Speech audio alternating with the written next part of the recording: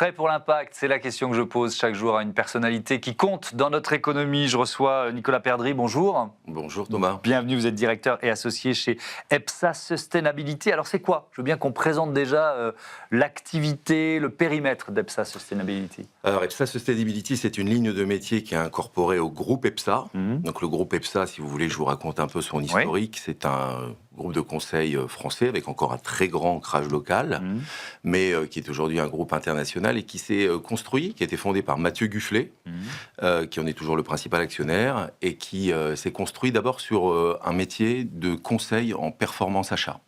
Puis assez rapidement, le groupe a fait le pari de la diversification en pariant aussi sur de la croissance externe en plus de la croissance organique. D'ailleurs, c'est assez équilibré en réalité.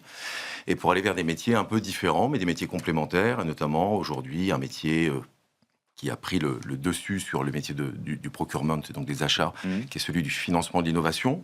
Mais on a aussi des métiers qui font du conseil en transition énergétique, donc une branche énergie, une marketplace, une branche conseil en fiscalité, une branche sur le conseil IT, et puis notre branche sustainability, qui est la dernière arrivée, qui est la plus petite, mais que j'ai la chance et le bonheur de diriger, parce que c'est un vrai bonheur, qui regroupe aujourd'hui 80 collaborateurs, experts, issus du rapprochement de 3 cabinets historiques, CIDIES, Ecodev et Mon Univers. Alors, si on reprend quelques chiffres du groupe et EPSA, c'est 5000 collaborateurs, un chiffre d'affaires de 600 millions d'euros, 16 000 clients. Et si je prends votre activité, qui sont vos clients? EPSA, c'est toute taille, c'est seulement des grands groupes, ou alors il y a des PME? C'est toute taille, avec évidemment des problématiques différentes. Il faut savoir qu'on adresse à la fois le champ culturel. Historiquement, on a toujours pensé que travailler le champ culturel était un accélérateur de l'intégration de la transition écologique dans le modèle des organisations, rendre légitime une stratégie de durabilité, c'est d'abord commencer par faire de la pédagogie. Donc on adresse ce champ depuis plus de 20 ans. C'est un champ qu'on a beaucoup exploré chez CIDIES, que je continue de diriger. Et puis après, on a des activités chez Ecodev et chez Mon Univers, qui sont historiquement des activités de conseil en stratégie climat. Donc on adresse depuis très tôt les enjeux carbone et de décarbonation précisément, mais également des enjeux de mobilité qui sont très contributeurs de ces enjeux de décarbonation, mais également de biodiversité, et puis de conseil RSE, ESG de manière générale. Donc ça veut dire que avec ces trois, ce rapprochement CIDIES, Ecodev, Mon Univers, il y a une offre qui est un peu plus stratégique, enfin sur la stratégie globale d'une entreprise, absolument. C'est ça? Ouais, c'est ça. Donc, ce qui est assez intéressant, c'est que notre rapprochement, déjà, c'est le fruit d'une collaboration qui n'était pas capitalistique au préalable. Ça vous arrivait déjà de bosser ensemble sur des projets, quoi. CIDIES, c'est 25 ans, Mon Univers, c'est 20 ans, Ecodev, c'est 15 ans. Et donc, du coup, on évoluait ensemble dans un écosystème de proximité, et on avait déjà fait des attelages sur des dossiers qui étaient hyper intéressants. Et puis, le fait de s'apprécier aussi relationnellement nous a permis à un moment donné de souhaiter faire le grand saut, et puis de nous unir au sein du groupe EPSA. Jusqu'où ça va quand vous travaillez avec une entreprise? Est-ce que ça peut aller jusqu'à un changement de modèle économique? Alors, c'est ce qu'on essaye de faire. On essaye de le faire.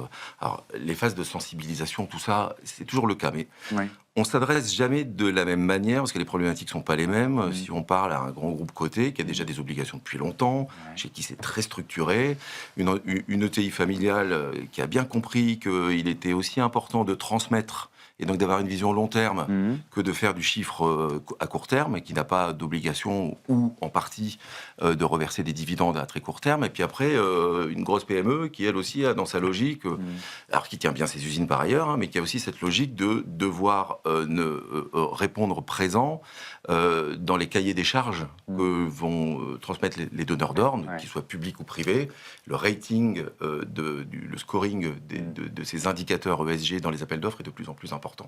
Donc on les accompagne sur toute cette dimension-là, on les accompagne de la structuration de leurs enjeux, de la mise en mots de leurs enjeux, de la formation, et puis ensuite du pilotage dans les métiers et dans la chaîne de valeur, jusqu'à l'exercice extrêmement codifié du reporting extra-financier.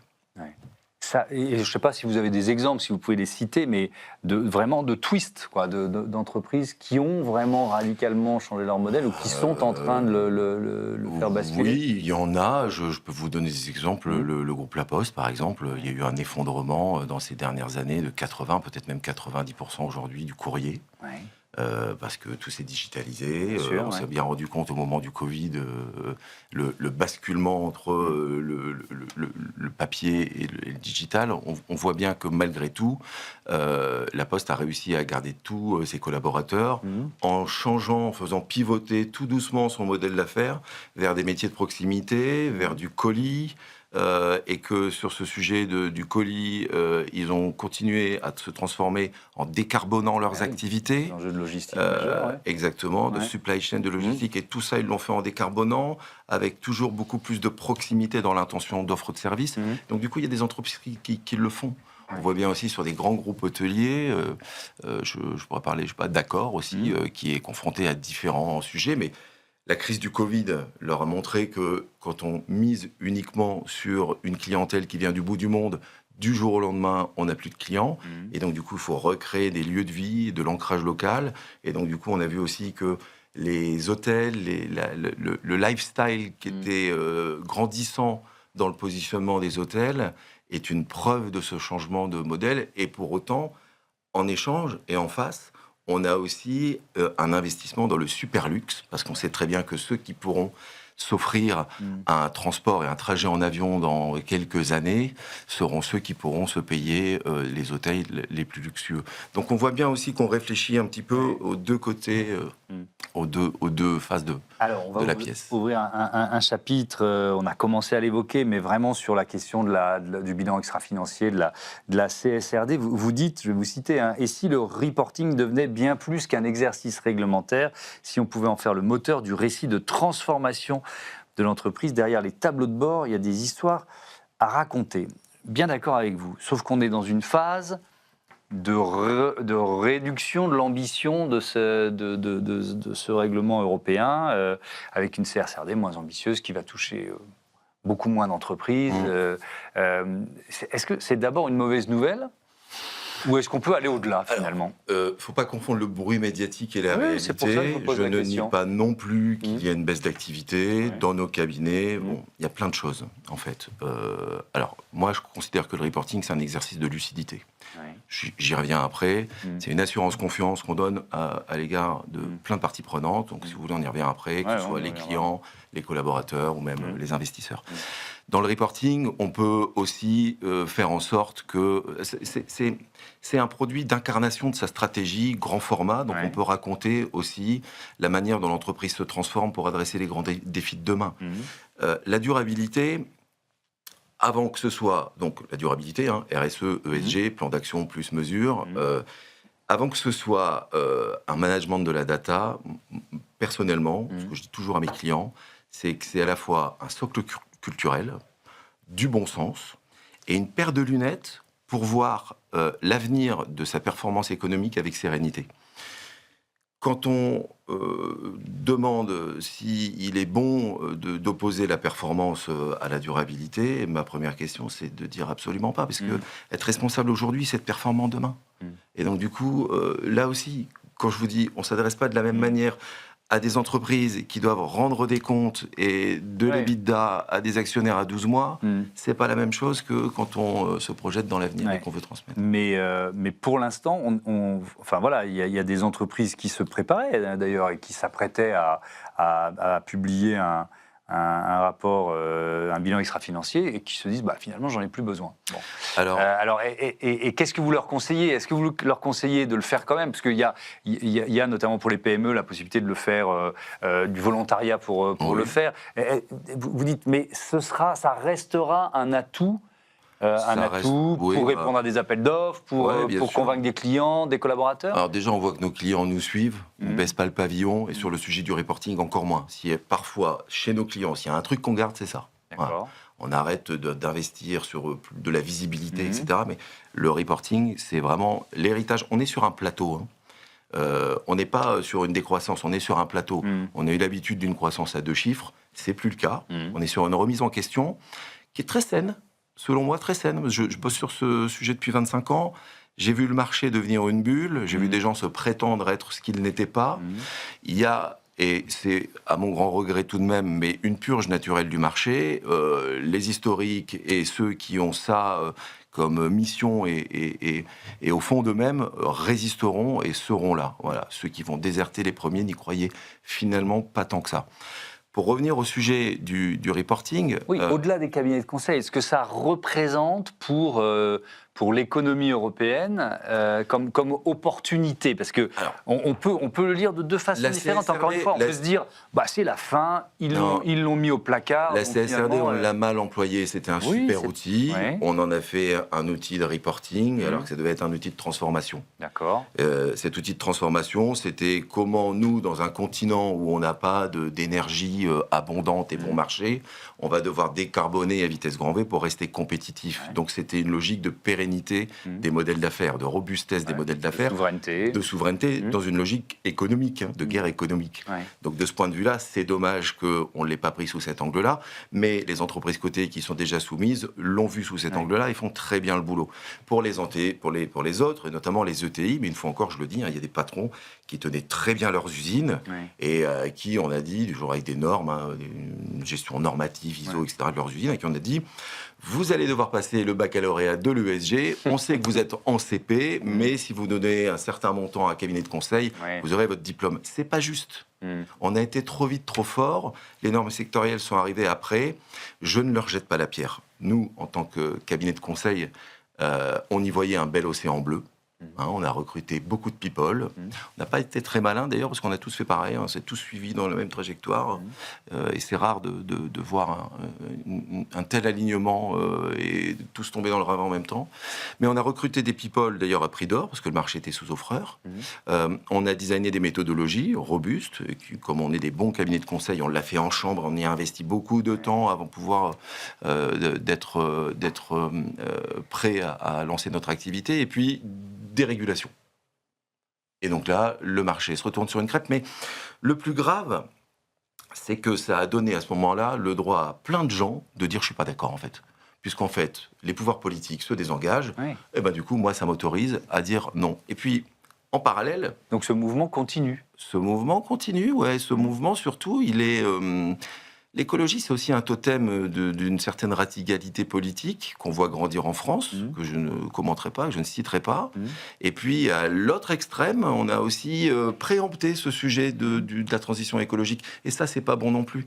Ça devrait être un socle commun à toutes les politiques, partisanes ou pas. Et c'est le socle non négociable et rassurant qui devrait permettre au pays ensuite de se transformer. Alors, vous avez évoqué cette question de performance économique et de durabilité. C'est justement le thème que Thibaut Gouache, le président du groupe Evren, qui était à votre place la semaine dernière, a choisi Je le salue. D'évoquer. Voici sa question. Bonjour Nicolas, pour 2026, ce qui m'intéressait en ce début d'année, c'est comment vous arrivez à convaincre vos interlocuteurs que c'est possible d'allier performance économique et durabilité. Est-ce que c'est plus difficile en ce moment ? Une fois encore, je vous le dis, oui, c'est plus difficile. C'est plus difficile parce qu'on est dans une polycrise. Oui. C'est pas conjoncturel, c'est quelque chose moi j'y vois quelque chose de plus culturel, de mondial. Il y a... Alors effectivement, outre-Atlantique, des contre-pouvoirs qui s'organisent, mais même politiquement en France. Je veux dire, à un moment donné, quand on doit limiter ses investissements et faire preuve de prudence, il y a quelques investissements que parfois on estime chez des entreprises de taille plus réduite, non stratégiques, que sont le marketing, la communication, peut-être aussi la transition écologique. Mais à ces patrons, moi je leur dirais donc ce que je vous ai déjà dit tout à l'heure et que je martèle, être responsable aujourd'hui, c'est être performant demain. C'est une question de proportionnalité en fait. Quand vous demandez comment on peut aligner performance économique et durabilité, ça revient à dire comment on peut aligner performance économique et pérennité de son modèle d'affaires. Comment on peut aligner performance économique et impact environnemental ou empreinte sociale positif. Et donc, du coup, en réalité, il faut savoir que la durabilité, elle a des vertus partout. Quand vous parlez à vos clients, Vos clients attendent de vous que vous soyez un partenaire fiable et responsable, parce que par capillarité, ça va remonter dans leurs propres indicateurs. Bien sûr. Et puis, quand vous êtes un collaborateur, que ce soit pour votre marque employeur, que ce soit pour les élites que vous voudrez recruter, et pas celles qui viennent spontanément vers vous, mais celles qui attendent de vous que votre entreprise contribue aux grands défis de demain, au pluriel, sociaux, sociétaux, environnementaux. Mais quand bien même pour des objectifs de rétention de vos collaborateurs, confort du collaborateur, QVT, fierté de travailler dans une entreprise alignée sur les grands défis sociétaux, et puis projection aussi dans l'avenir. Et ben du coup, tout ça, c'est des logiques de rétention. Et puis le troisième volet, c'est les investisseurs. Et là, je suis bien placé parce que EPSA, et je représente ces enjeux chez EPSA auprès de nos investisseurs et auprès de nos banques, c'est une assurance confiance. C'est une assurance confiance. Ce terme-là, vous l'avez employé déjà tout à l'heure. Assurance confiance, qu'est-ce que vous mettez derrière? Assurance confiance, c'est on est dans un monde vulnérable, on est dans un monde instable, on est dans un monde illisible. Avant, on avait une croyance dans un monde de croissance linéaire ou des organisations décidées. Enfin, tout était assez commun et assez clair dans la manière dont on pilotait le monde et dont on pilotait son économie. Aujourd'hui, on est dans un monde comme on dit, VUCA, volatile, incertain, complexe, ambigu, impossible de naviguer à plus de quelques mois. Et aujourd'hui, la durabilité, c'est clairement un socle de réassurance pour les investisseurs. C'est clairement un socle sur lequel on va pouvoir appuyer la croissance d'une entreprise, parce que ça, c'est de l'ordre de la stabilité. Voilà. Les investisseurs veulent investir dans une croissance et une performance qui est durable. Et donc ça les rassure. Voilà. Ça, c'est un socle. Ouais. On ne construit pas sur du sable, on construit sur une dalle bien solide. Et en matière de communication, il y a parfois, je ne sais pas si c'est toujours vrai aujourd'hui, mais on a plusieurs fois reçu dans cette émission des entreprises qui disaient « mais on fait des choses bien, on n'ose pas trop en parler ». Est-ce que ça existe encore, ça? Oui, ça existe. Alors, il y a des logiques de green hiding, avec effectivement... Parfois, on le fait pour pas détruire le rêve que la marque est en train de construire, mais surtout, aujourd'hui, il y a un petit désinvestissement dessus, pour des raisons, à mon avis, financières. Mais la grande majorité des entreprises ont déjà, en tout cas celles qui sont engagées depuis longtemps, ont déjà rendu soluble le discours de la durabilité dans le discours corporate. Ça, ce sont les gens qu'on accompagne, qui ont un certain niveau de maturité, sur le sujet. Pour autant, nous aidons encore d'autres entreprises à construire le récit de leurs engagements RSE. Ça veut dire qu'il faut former encore des équipes communication à ces enjeux de RSE? Il y a des agences spécialisées comme les CDS qui travaillent dessus depuis 25 ans. Nous, on est pionniers en la matière. Donc, on a co-construit des méthodologies d'intelligence collective qui permettent de légitimer. Et alors, en ce moment, c'est assez drôle parce qu'on revient à des formes d'intelligence collective que nous n'avons plus connues ces dernières années parce que le sujet était OK et qu'il fallait avancer et que le livrable importait plus que la manière dont on le construisait. Ouais.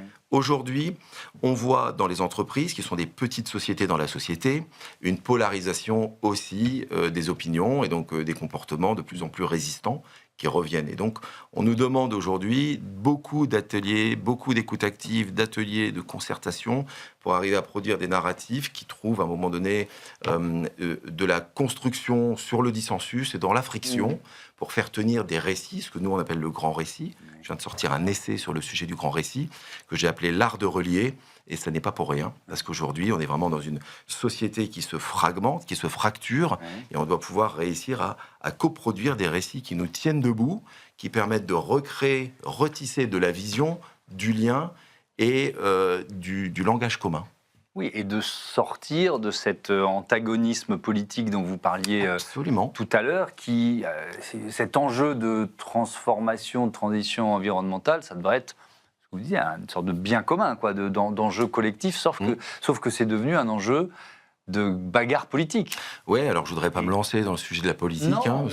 Mais donc c'est d'autant plus important de porter ces arguments-là, parce que ça peut avoir, j'imagine, des conséquences pour un business comme le vôtre, une entreprise qui va hésiter, je reste sur la communication, à finalement porter, assumer son action environnementale en se disant mais si je dis que j'en sais rien, je source mon énergie renouvelable éolienne, je vais peut-être avoir telle politique dans la région de telle usine qui va me dire mais les éoliennes on n'en veut pas. Vous voyez ce que je veux dire? Oui. C'est presque un engagement politique de la part d'une entreprise de parler de son action environnementale. Alors là-dessus, j'ai quelque chose à vous dire qui m'anime depuis quelques semaines, là, parce que c'est vraiment mon objectif de l'année. On a vu ce marché se normer, s'industrialiser. La norme de la CSRD en a fait partie. Donc, tout ce qui se standardise, s'industrialise, contribue à détruire le rêve. On a, pendant des années, couru après un grand rêve, l'accord de Paris, 1,5 au-dessus. Il fallait les respecter. On avait un objectif collectif. Et puis, en même temps, c'était hyper excitant parce qu'on apprenait tous en même temps. On construisait, on explorait.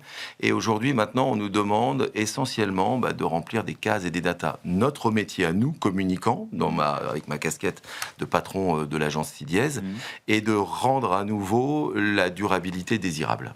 Voilà. Et donc, c'est là-dessus qu'on va devoir travailler, je crois, et toute notre corporation doit travailler sur ce sujet. Et ça va passer, à mon avis, surtout par travailler le champ culturel pour essayer de refaire, de reconnecter les attentes de l'externe avec la pression de l'interne, l'émotionnel, le rationnel, le terrain, le COMEX, tous ces enjeux-là, finalement forme un grand tout qui est assez déconnant en ce moment, mais qu'on va essayer de... Oui. On est au chevet du lien social. Oui. Ouais, belle formule. Et alors, quel rôle vous jouez à l'intérieur du groupe EPSA pour porter finalement aussi cette logique de transformation, de durabilité, de trajectoire carbone au sein d'un groupe qui est quand même un groupe imposant, 5000 collaborateurs? Oui, alors le groupe EPSA nous a intégrés, il y a déjà de ça 3 ans, avec un objectif déjà à l'époque, qui était que nous conduisions toujours nos missions de conseil et de transformation chez des clients, mais que nous devenions aussi le fil rouge de l'ensemble des métiers du groupe, voilà, qui est aujourd'hui une 40aine d'offres de services différentes. Ouais. Et nous, notre métier, maintenant, ça va être de prendre en charge, donc depuis cette année, nous prenons l'intégralité. On a beaucoup collaboré avec Cédric Laroyenne, qui était l'animateur du département engagement du groupe. Maintenant, nous reprenons l'intégralité des sujets de durabilité du groupe EPSA dans notre ligne de métier, sur 2 sujets. Le premier sujet, c'est l'exemplarité. Être exemplaire, c'est la caution la caution confiance pour nos partenaires métiers, dans lequel on va rentrer les logiques de compliance. Et puis ensuite, il y a un autre sujet dont j'aimerais vous parler, mais je ne pourrais pas en parler trop parce qu'il est encore embryonnaire chez nous. On le lance au mois de février. C'est un sujet de transformation de certaines lignes de nos métiers. Sur le sujet d'exemplarité, et vous l'avez peut-être vu, on a publié déjà l'année dernière notre premier rapport de durabilité, audité volontairement. On n'a pas attendu la norme, parce qu'une fois encore, pour nous, le reporting, c'est un exercice de lucidité. Et donc, du coup... Alors, ça veut dire quoi? Des objectifs de réduction d'émissions carbone, de sourcing de l'énergie Alors, sur l'environnement, effectivement, le plus gros sujet chez nous, c'est le climat. Voilà. On a une stratégie climat à maturité, avec un objectif d'ici 2030 de 52% en intensité de réduction de notre impact, avec un objectif de la neutralité de l'énergie que nous consommons, et puis avec, je pense, les achats comme levier principal de décarbonation. Voilà. Ce sujet, il est bien traité. Nous avons même des galons qui valident un peu notre trajectoire, notamment le CDP, où on a une note de B, qui est une assez bonne note. Et puis après, en même temps, on a aussi dans les galons, à ce niveau-là, sur les sujets d'exemplarité, confirmé cette année notre note de 83 sur 100 sur le standard EcoVadis, qui nous met dans le top 1% avec une certification Platinum. Sur les sujets sociaux que je ne traite pas, qui sont pris, donc les sujets d'empreinte sociale, c'est hyper important parce que notre premier capital, nous on est une licorne du conseil, donc on n'a que des people très majoritairement. Notre capital, il est humain.